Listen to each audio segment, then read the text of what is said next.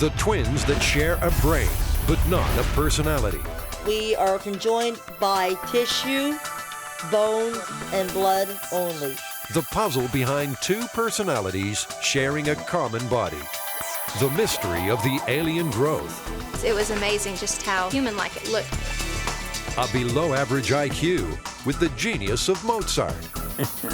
Meet the most amazing living brain today, the original Rain Man. The world's worst stutterer. Has he found a cure at last? A baby born with a condition so bizarre, no one thought he could live. His eyes were turned inside out. His ears were plastered against his head. The amazing boy who defied the odds. The most incredible species on the planet is human.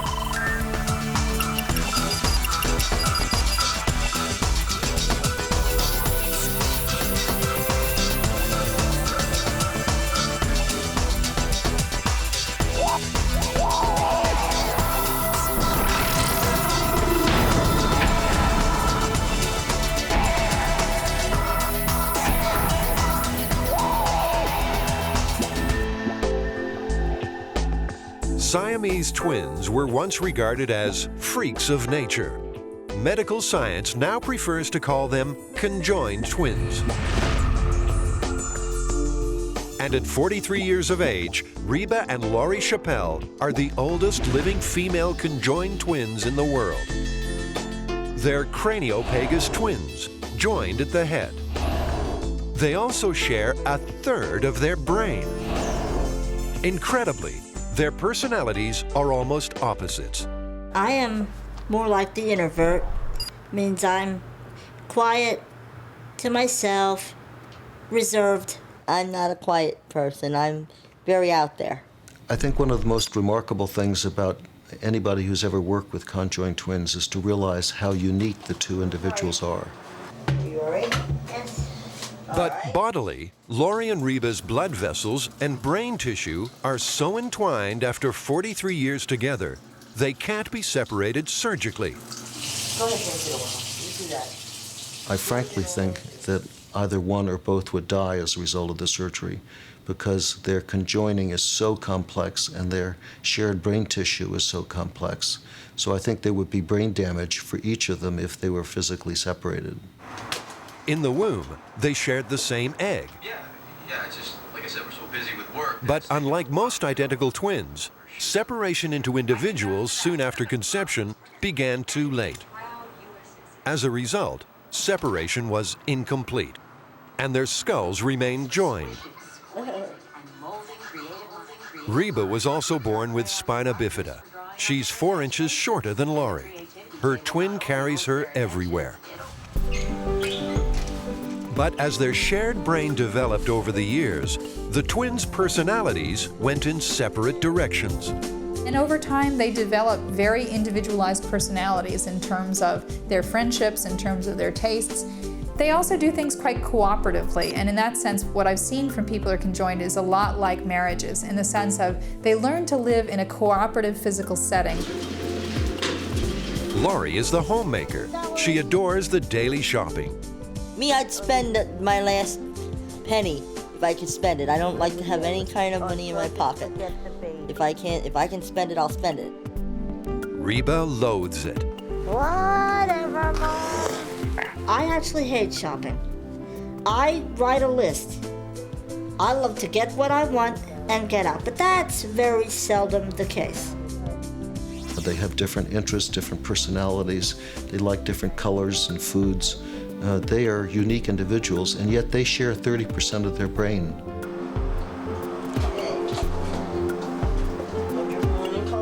But how do conjoined twins share life's more intimate moments, like love affairs? I've had 4 boyfriends. One was a really serious relationship that could have gone into a marriage. I've, done kissing and cuddling and all the making out. And I've been on dates where she's there only in that one integral part, but she is not there in any other way. The original Siamese twins certainly thought of themselves as individuals. Later in life, Chang and Eng Bunker married different women, 2 sisters, and they fathered 22 children between them. Chang and Eng would spend 3 days at one house and then 3 days at the other house in order to be with each family, but also to maintain separate families. Mama taught me a lot about living, always be honest and kind. Reba Chappelle leaves the romance to Laurie. Give and give a little. Country and Western music is the love of her life. Mama never was. She writes songs and performs them in shows around the country. And Laurie has no choice but to go along. There's no escape from give and take when you're a conjoined twin. You'll do just fine. We think that when we look at them, they can't possibly be individuals. As it turns out, they can be individuals, and they become individuals universally if they have a working brain. They develop individual personalities, individual names, tastes, friends, and so they develop individual lives within the context of being conjoined. Laurie and Reba Chappelle are living proof that sharing a body doesn't mean you can't have a unique personality like anyone else. I don't consider my life any different than anybody walking on the street who does not have anybody attached to them. You all right? You sure? We are all individuals living on this great, freedomly earth that we have here in America. My individuality is just being me.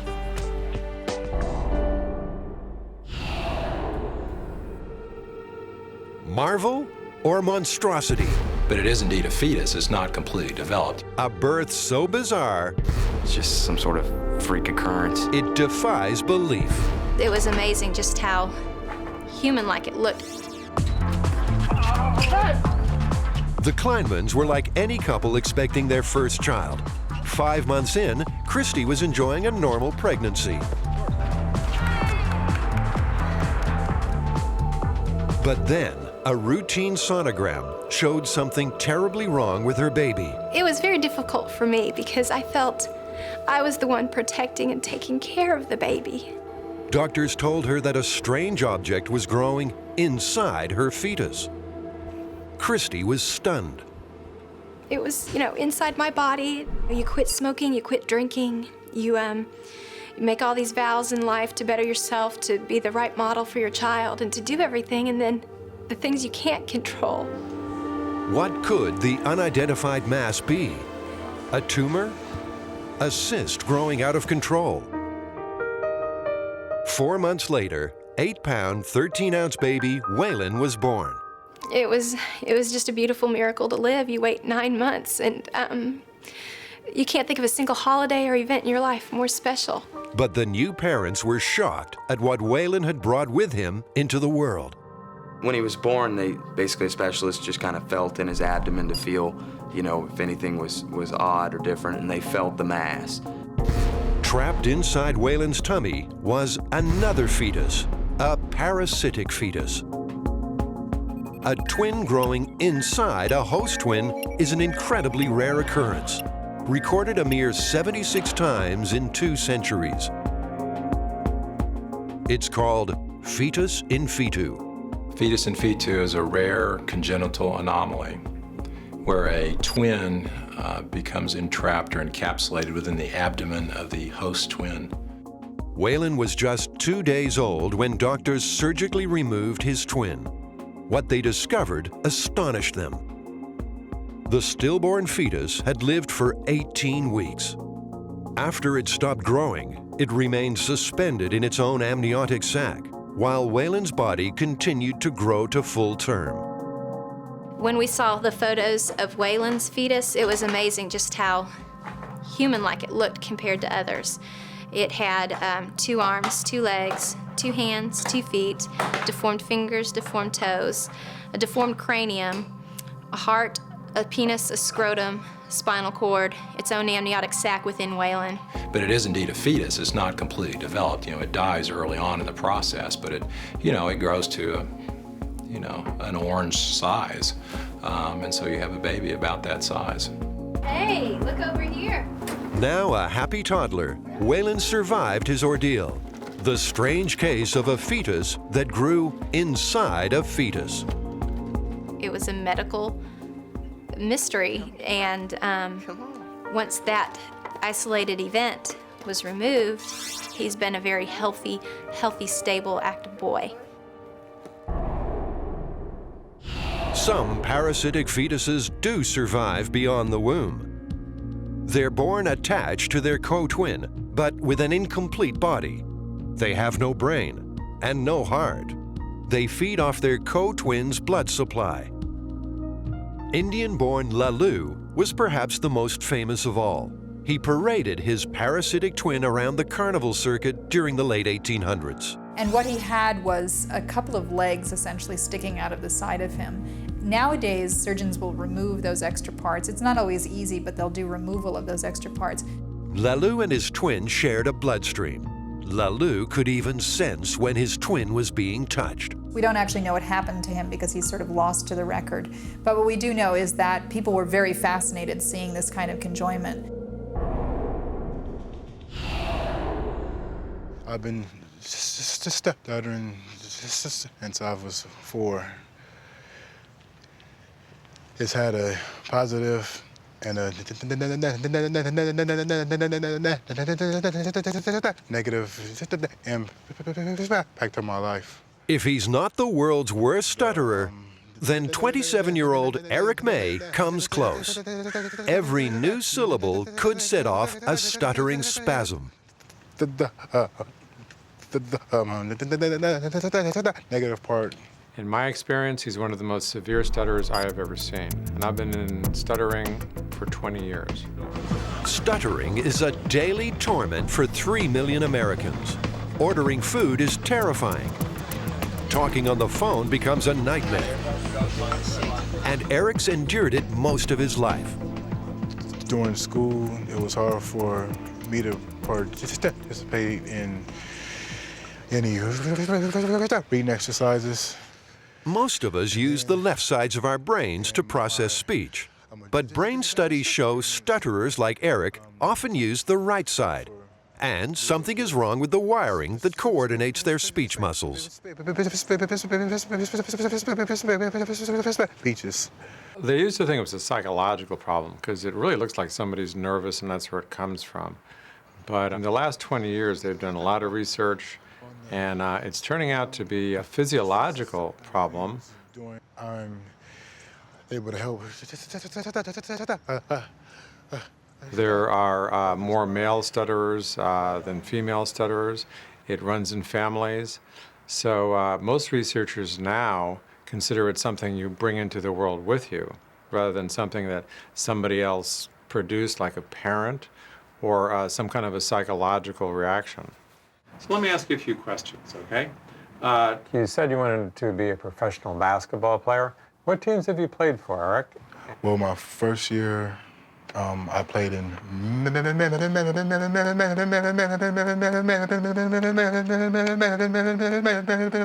Eric is now stuck on the letter M. Played in. He desperately tries to break the cycle. I had played in.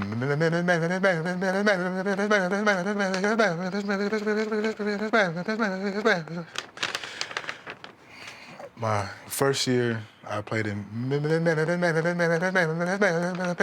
This is now Eric's 4th attempt. I can't get it out right now. I'm trying to say. That's fine. Imagine that at a job interview. He's told me whenever he does go for a job interview, they'll tell him he's very qualified because he's an excellent student and he's a very intelligent young man, but because he cannot communicate, they can't hire him. Okay, Eric, we're going to put this speech easy in your ear now. If you just Eric's way with words is about to change. Thanks to a little device that plays Eric's voice back into an earpiece. Okay, now I'm going to just ask you to do some things for me. Do this. 1. 1. 2. 2. 3. Eric hears his voice with a tiny delay. 1, 2, 3, 4, 5. 1, 2, 3. It's also 4, 5, played back at a slightly different pitch. 6, 7, 8, 9, 10. The altered sound tricks his brain into thinking he's speaking along with other people. Monday, Tuesday, Wednesday, Thursday. It's called the choral effect. Some of my clients have said it's like a little voice carrying your speech along and a little friend in there helping you. Using that same before each phrase, I want you to read some of this for me, okay? Future plans for the shuttle include building a space station. Each time Eric makes a sound, his brain is sidetracked into processing his extra voice. Columbia, the first reusable The stuttering cycle is interrupted before it gets started. Lab tests show a remarkable decrease in the number of words that trip Eric up. I only got a chance to play with him on the court. Who won? He did. Okay, very good. And all he wears is a miniature electronic package. You can see it's very tiny, first of all. This red part goes inside your ear. The only thing you can see in the canal of your ear is this little flesh part. With an 80% success rate, the device is a godsend to severe stutterers like Eric. Tell me what you did over the summer. Over the summer, I was preparing for basketball, training. It's like an off season for me. The difference is incredible. Oh, he was just overjoyed. He really was. It was the first time in his life that he was able to say anything he wanted to. Tucked away unseen, this little audio device is transforming Eric's life. From this, by the unit, to this. Columbia, the first reusable spacecraft, was launched in April 1981 by the United States. This space shuttle acts. We're just applying the head ring here.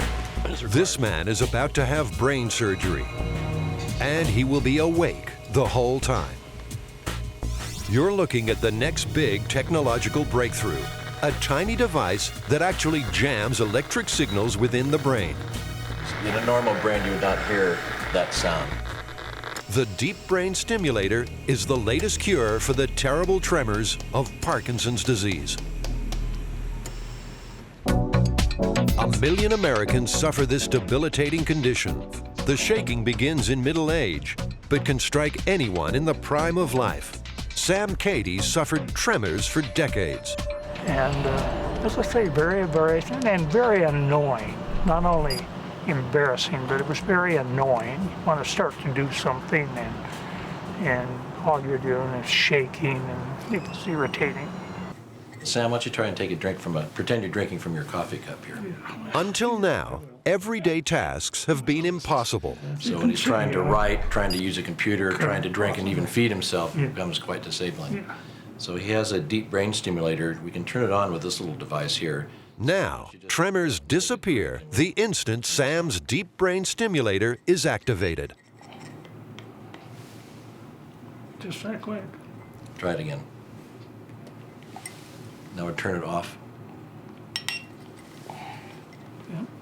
Pretty amazing, huh? Arnold Nash is another Parkinson's patient. He's next in line for this remarkable surgery. All right, we're just applying the stereotactic head ring here. Neurosurgeon Dr. Kenneth Ott is preparing to insert the electronic device deep into Arnold's brain. Tightening these so the frame doesn't move. Our accuracy is dependent on this frame. This is precision surgery. We call this the bird cage. The bird cage holds the head rock steady during brain scans. These are missed by a few millimeters, and other parts of Arnold's brain might be damaged. So when we do a CT scan, each cut goes through the head. It can see the fiducia markers here, it can see the head, and therefore the computer can make measurements and relate any spot inside the brain to this frame. Dr. Ott's target is Arnold's hypothalamic subnucleus. Parkinson's tremors occur when the brain stops making enough of the chemical dopamine. Dopamine keeps the hypothalamic nucleus calm. Without enough dopamine, it sends out electrical signals that cause uncontrolled jerking of limbs. Dr. Ott's first challenge is to pinpoint the hypothalamic subnucleus. Are you awake? I'm going to give you a little discomfort now. I'm going to give you a little local anesthetic here, all right? Incredibly, Arnold stays awake throughout the entire procedure. The brain itself has no pain receptors. It feels nothing. Are you pretty comfortable, Arnold? And Arnold's responses during surgery will help Dr. Ott avoid damaging vital brain functions. I just made an incision in the head. We're preparing to put a burr hole, make a 14-millimeter diameter hole in his head. A half-inch diameter hole in the skull becomes a window into Arnold's brain. It is an open operation on the brain. It has inherent dangers. The worst complication is actually injuring the brain and having a stroke, bleeding within the depths of the brain, and the chance of that happening is about 1/2%. So 1 in 200 patients will develop a stroke from having this operation. This is the electrode driver. So this will conduct the microelectrodes to the target. They record from 3 of them simultaneously. Next, 3 tiny sensors are pushed through the hole. Arnold still feels nothing. Looks good. As the sensors go deeper, they sense brain activity. Stimulation. This is the noise of the brain. Okay, you want to go to 10? The probes sink deeper into the brain. Any moment now, there should be a telltale burst of noise, signaling the location of Arnold's overactive hypothalamic subnucleus. But will the probe hit the target? And will Arnold Nash survive the procedure without injury to his brain?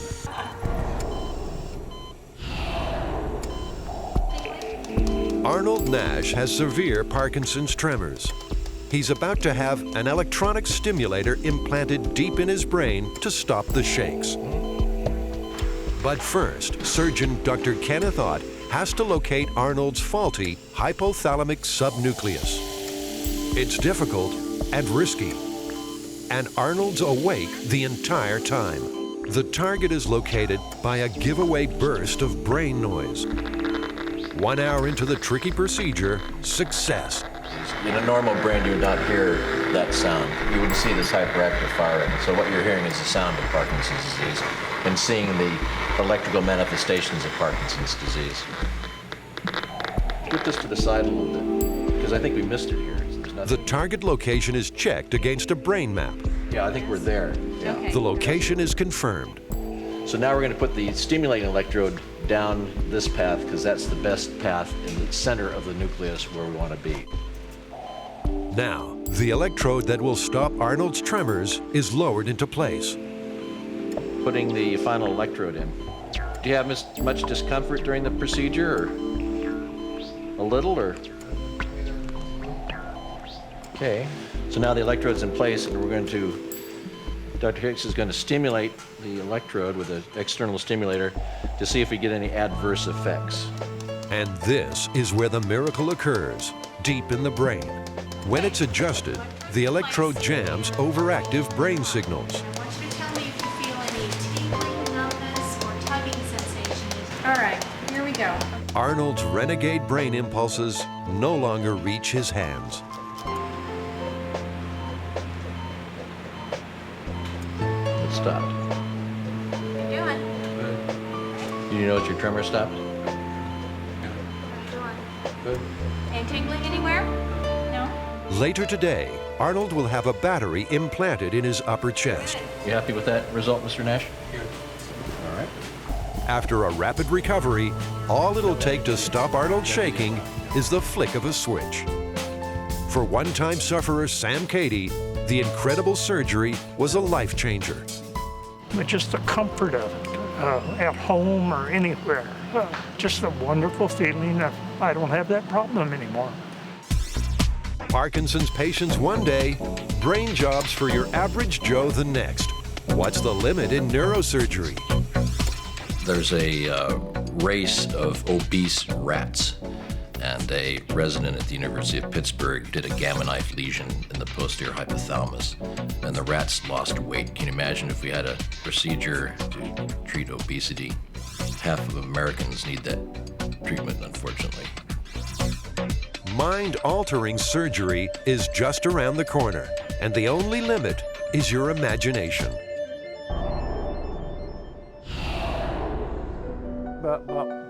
He has an IQ of 72 with the genius of Mozart. He knows the complete works of Shakespeare, but has the motor skills of a 2-year-old. His may well be the most remarkable brain in history. We don't know how this mind works. You know, he knows every zip code in the United States. In many ways, he's kind of beyond description. We sort of hold up Mozart as the model genius, and Kim's ability seems to go perhaps beyond Mozart's. Kim Peek is the original Rain Man. He was the inspiration for the 1988 movie starring Dustin Hoffman. Kim's true story is even more astonishing than fiction. He is a true savant. Just 1 in 20 million people are born with savant minds. Those minds are mentally impaired, but produce surges of sheer brilliance. Savants have an inexplicable gift for music, or mathematics, or the ability to absorb and recall vast amounts of information. Kim Peek can do all 3. He's beyond even most of the savants. From birth, Kim was described as severely retarded. He didn't learn to walk until he was 4. Even today, he needs help cleaning his teeth. But Kim can list all 27 amendments to the Constitution. 22nd is term limits, 23rd is the DC vote, 24th makes the voting process free. Every U.S. president. William Henry, Harrison, Tyler, Polk, Taylor, Fillmore, Pierce, Buchanan, Lincoln, Andrew Johnson, Grant. The 50 states and capitals. Boston, Massachusetts, Annapolis, Maryland, Columbia, South Carolina, Concord, New Hampshire. How Kim's damaged brain can do this remains a complete mystery. There are no real clues here as to why he can do what he can do. Kim's head is larger than normal, yet inside there are fluid-filled gaps where you would expect to find brain. You would look at this brain and expect deficiencies. So to see these added skills and abilities and talents that Kim has, it's a mystery as to where that comes from. Benjamin Harrison, Cleveland again, Stanley, Theodore Roosevelt. There is no off switch to Kim's genius. His savant mind is a vast memory bank. With astonishing recall, Kim endlessly drags facts and figures from the recesses of his amazing mind. But for all the millions of facts, Kim has limited ability to make logical links between them. For all its brilliance, Kim's brain lacks basic intelligence. Remember that old song? It was from Oklahoma City, Oklahoma, Santa Fe, New Mexico, Phoenix, Arizona, Juneau, Alaska, Honolulu. Why? It's somewhat like a word processor in a computer. If you put something in, you get it back out. But you know, a word processor, that's not intelligence. I mean, that's not the ability to creatively think about problems and handle them and manage life. Kim can't dress himself. He couldn't vacuum a room or set a table, or sometimes, you know, in an absent-minded kind of way, he couldn't find the car if they went back out to the parking lot. But exactly how disabled is Kim's mind? With the help of University of Utah musicologist Dr. April Greenan, we've set up a test for the cameras. Dr. Greenan will help Kim play a simple musical phrase. Okay. If he can recognize it and work out which composer wrote it, it will be a logical leap that will prove Kim's mind is more than a mere memory bank. But will he pass the test? Does Kim Peek's savant mind really possess powers of higher reasoning?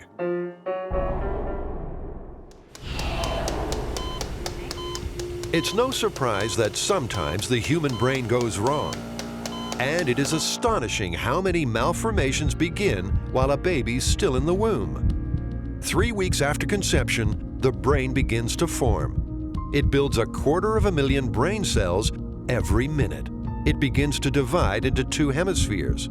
And sometimes that separation goes wrong. This medical specimen shows what happens when the brain doesn't divide. The telltale sign is the single eye, called cyclopia. A normal brain with two hemispheres designed for specialized thinking is a formidable supercomputer.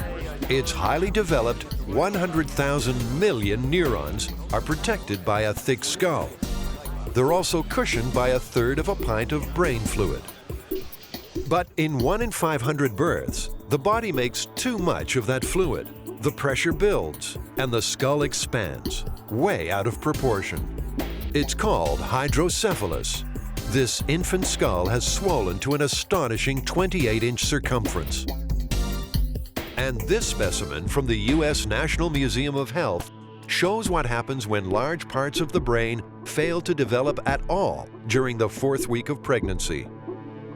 These fetuses develop with brain tissue exposed, and they're usually blind, deaf, and unable to feel pain.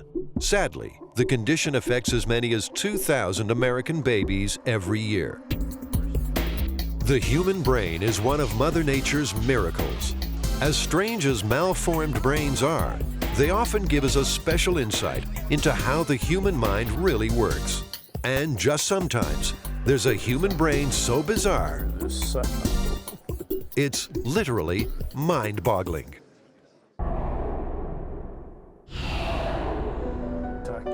Kim Peek may have the most amazing brain on the planet. He's a savant. His brain is badly damaged. But that brain can remember the contents of thousands of books, and he can name the day of the week for any date.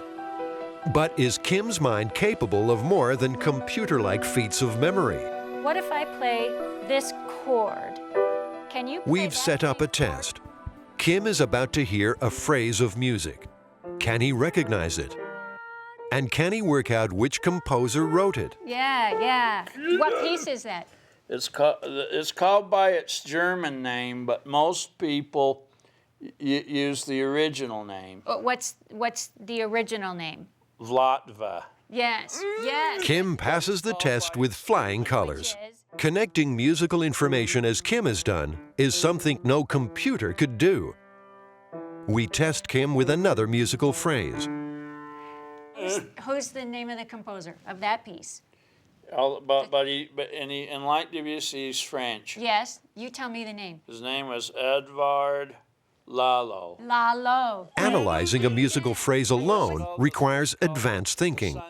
Matching the phrase with a composer demands higher reasoning still. Who was the famous violinist for which he wrote the piece? Pablo Sarasate. Excellent. It's proof positive that Kim's mind is more than a mere memory bank. He has had no training on the keyboard at all, but Kim can hear a full orchestral piece, and then all of the instruments, 80 different instruments, he has committed to memory. Dr. Greenan believes great composers, like Mozart, possessed a genius just like Kim's. Kim and Mozart seem to operate on a higher level than the rest of us. And occasionally when I think about Kim, I think, well, he has trouble buttoning his shirt or brushing his teeth because his brain is just occupied with higher things. And this kind of statement was frequently made about Mozart. Kim's piano demonstration for our cameras was a fresh revelation, even to his father, Fran. The piano thing that you did yesterday, it's just unbelievable to me. I didn't know he could even do that. But I guess as long as he's alive, he'll just keep learning more and more. But not everyone agrees that Kim's mind operates at genius level. When you look at this brain, you don't see something extra. You don't see something that would make anyone envious of having this brain. This is a brain that sort of more than anything else indicates damage. Kim's mind has one more astonishing feature. Unique among savants, his brain only has one hemisphere. There is no connecting tissue between the left and right side. Why this is, and what it means, remains a great unknown. There's been a lot of effort to determine how the savant mind operates, and no one has ever figured it out. So it is a mystery. Part of the problem is this situation is so rare you can't gather up 300 of these people and study them to find out, what's happening with them. And in nature's trade-off between physical abilities and unbelievable brain power, there's a final twist. The more savants like Kim overcome their physical disabilities, the more they lose their amazing mind powers. In those places, Mr. Secretary. Kim's been reading phone books and encyclopedias since the age of 4. He still reads 3 books a day. While the experts bounce between theory and speculation, Kim Peek remains a living testament to the untapped potential of the human mind.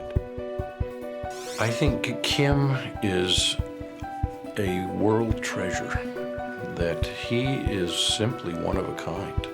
If his brain can do what his brain does, perhaps ours can do more than ours do. In the history of the world to this point, among the savants I know, I don't know of any who would challenge Kim. I see kids just light up when he walks over and puts his arm around them and tells them the day they were born and the day they're going to be 65 so they can retire, and all these things. And it's just, he just loves people. And it isn't just one-way love. Suddenly it comes right back.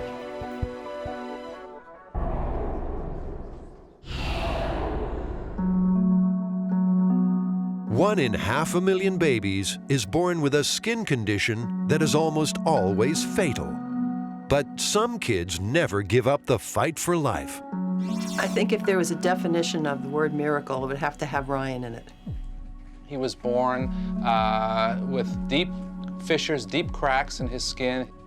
Everybody is thinking, this is hopeless, this baby is not going to make it. His eyes were turned inside out. His ears were plastered against his head. He was not expected to live even the day that he was born, or maybe even beyond a week. The chances of survival are probably 0. I said, do whatever you can. Don't just let him die. Do whatever you can. For all intents and purposes, he should not be on this earth. Ryan Gonzalez is 19 years old. That in itself makes him incredible. Ryan is absolutely a medical marvel. There's no other description I could say. He survived a very, very torturous condition, and he's grown up to be a wonderful, as I said, inspirational human being. Ryan has Harlequin Ichthyosis, a genetic condition with no cure. Ichthyosis is a skin disorder where the body produces too many skin cells and the skin doesn't shed properly. In the case of Harlequin fetus, the skin is very, very thick and there are deep cracks in the body. If you think about a nice brick wall that's very solid, it's a good barrier against the outside. But his brick wall is so crumbled and disorganized that all the bad things, like infections and cold, can get through and disrupt his skin. In 20 years of pediatrics, Dr. Boyko had never seen a case like Ryan's. It's so severe that the skin is often cracked down to the meat, down to your connective tissues and through to the fat of the skin. And the cracks are very wide. Most Harlequin fetus babies dehydrate within hours of birth. Those who survive longer usually succumb to infection. Initially, there was no hope for Ryan's survival. He would have died of dehydration because his skin wasn't able to hold on to water properly. His mother, Anna Marie, was presented with a hopeless situation. When Ryan was first born and he looked so bad, I mean, he looked so bad. And I knew, when they first saw him, they didn't expect him to live, because I was told, go ahead, you can touch him. And they took a Polaroid picture of him, like, here's a picture of your baby before he dies. The immediate challenge was to keep Ryan's skin moist.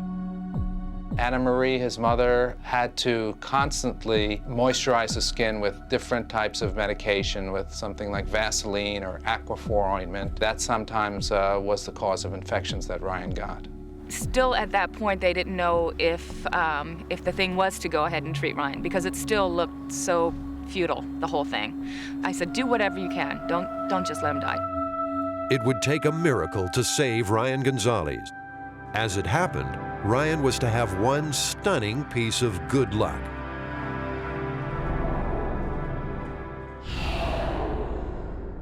Ryan Gonzalez was born with Harlequin Ichthyosis. It's a genetic skin condition that leaves the baby vulnerable to infection and dehydration. Harlequin fetus is caused by a genetic mutation. It's what's called a recessive condition, which means that both parents have to have the gene and transmit that gene to the baby. The mortality rate is almost 100%. The condition is so rare that Ryan's doctors were at a loss as to how to save him. They didn't know how to treat Ryan because they didn't know what it was. They knew it was some type of genetic skin thing, but no one there had seen it before. Then, Ryan was lucky enough to find the right doctor at the right time. I'm ready. You ready? Dr. Charles Friedman was his million-to-one shot. Ryan, how are you, buddy? Hi, Anna Marie. Good to see you. Good to see you. Thanks, Ginny. You're welcome. That's all I need. Ryan was a pretty tough cookie. Yeah, he was definitely a fighter. Open real wide. Very good. Excellent. Everything looks great. In 1984, Dr. Friedman learned about Harlequin fetus while on sabbatical in London. I saw a variety of skin diseases, including many varieties of ichthyosis. 3 months after his return, Ryan was born. They were in the same hospital. It was a coincidence that saved Ryan's life. With every medication available to them, incredibly, Dr. Friedman's treatment was a prescription acne cream. When I first suggested using Accutane, an acne medicine in Ryan's case, the neonatologists were a bit taken aback. Accutane is like a heavy-duty dose of vitamin A. It makes the skin more flexible, allowing it to shed. They decided to give it a try because without it, Ryan would have died.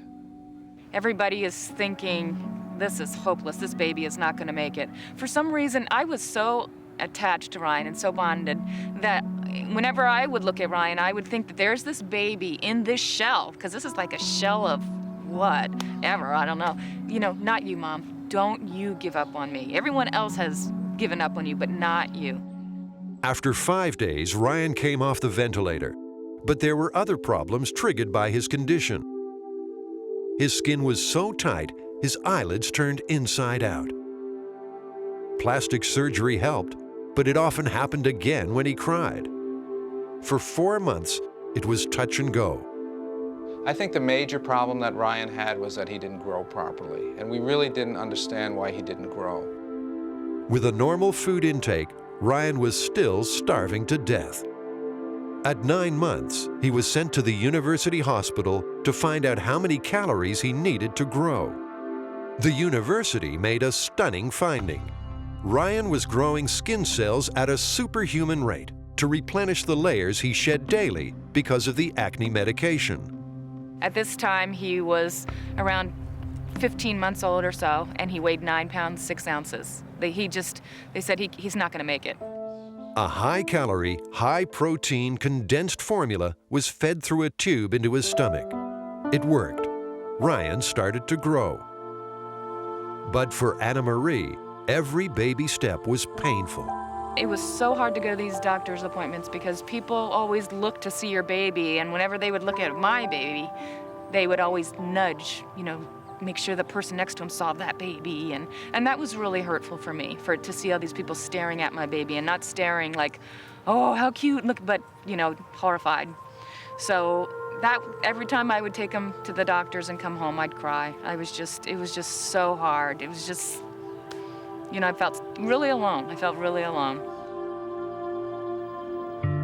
19 years later, Ryan still cannot eat enough to fuel his superhuman skin.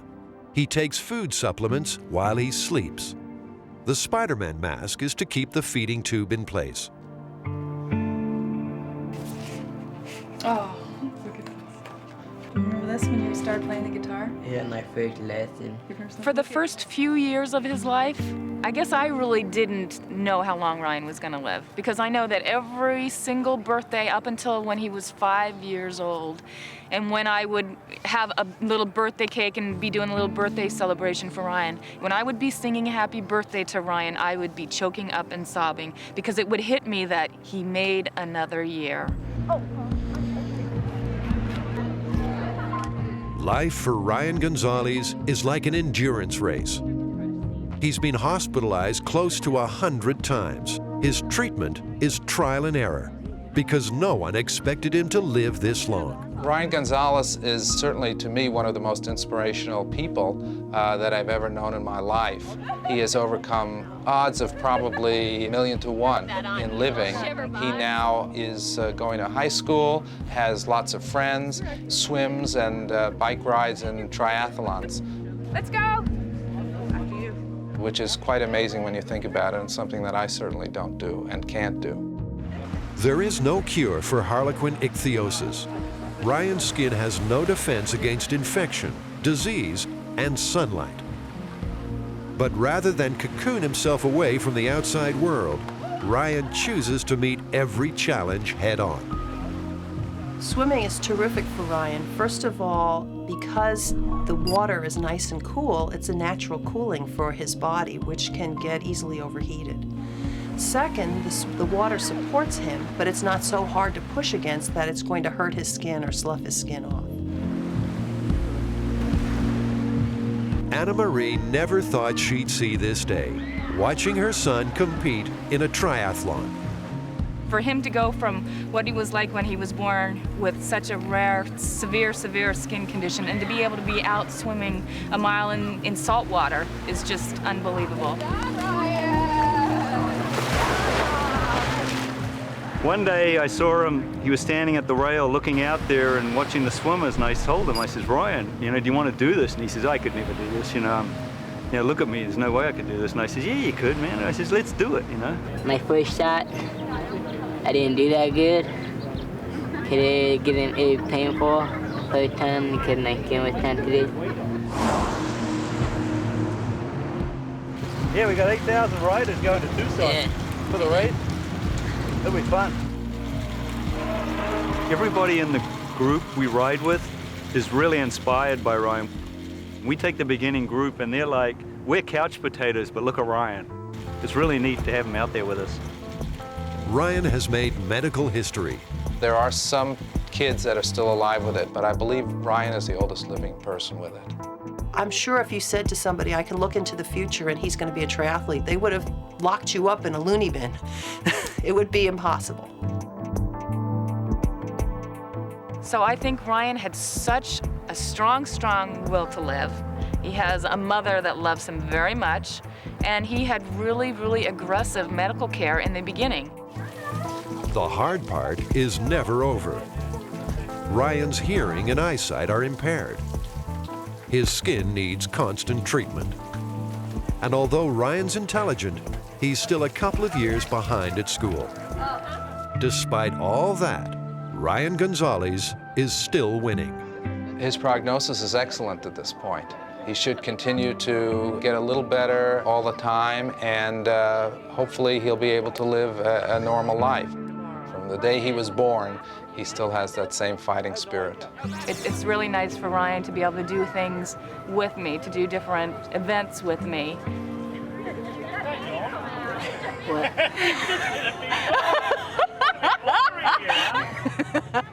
And you keep grabbing me. Well,